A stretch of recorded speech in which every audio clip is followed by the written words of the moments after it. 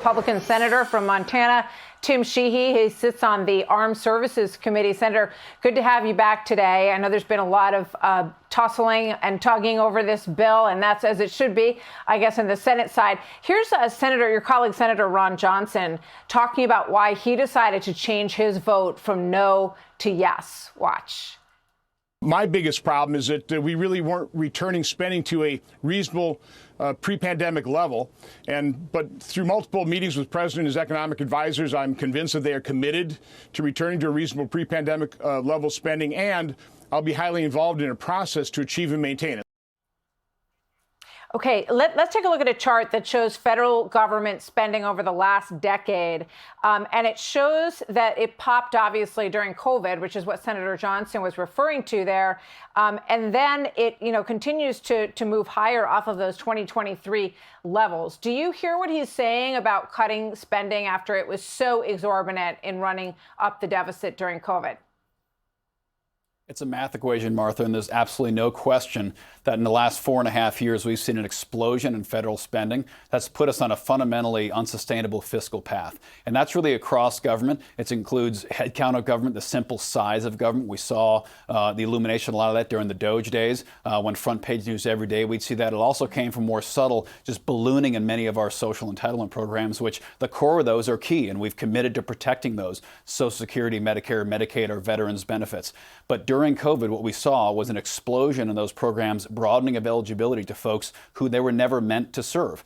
And this is the core of the fiscal reorientation we're seeing in those programs, is ensuring that the fraud, waste, and abuse, which is tens of billions of dollars a year, including $10 billion around medical equipment ordered through Medicare for seniors that didn't even live in America, that were exported internationally. So a lot of this is tightening the eligibility to ensure these programs are going to be there when people who've been paying into them their entire life actually need them.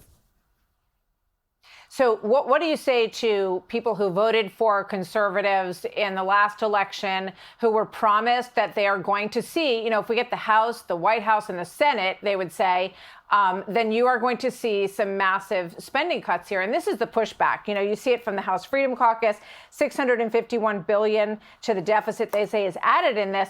How do you sort of justify that to your voters? Well, if you talk to Mike Crapo, who lays out the argument, I think in the most accurate terms possible, what this bill actually does is reduce the deficit by $500 billion. The only way you start getting to deficit expansion with this bill is if you assume that the economy doesn't grow at all, that we stay at a 1.8% economic growth rate, which we haven't seen that low rate of growth since ever, Martha. For over a decade, we've never had 1.8% economic growth since we've measured that metric. The Trump tax cuts becoming permanent will unleash tax certainty and business growth. If we have the largest tax increase in the history of mankind hit in January, for folks to say that that's not going to have a negative impact in the economy, that's the true fairy dust. So what this bill primarily does, let's not forget, the primary thrust of this bill is making those tax cuts permanent.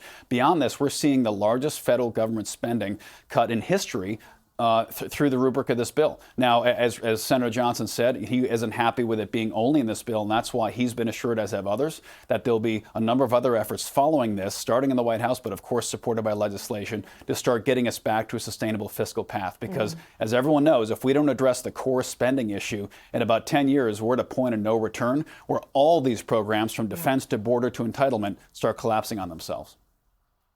Yeah, I think people got very encouraged by what they saw during Doge. They want to see that continue. But obviously, they want to see this tax cut, which is the major piece of this. A lot of people do. So we may talk to you again this week if you're available. We'll see. Is this going to get signed and on his desk by Friday? Before Friday? We're pushing hard. We're pushing hard. We'll see. All right. All right. We'll be watching. Senator, thank you very much. Senator Tim Sheehy. Good. Hey everyone, I'm Emily Campagno. Catch me and my co-hosts Harris Faulkner and Kaylee McEnany on Outnumbered every weekday at 12 p.m. Eastern, or set your DVR. Also, don't forget to subscribe to the Fox News YouTube page for daily highlights.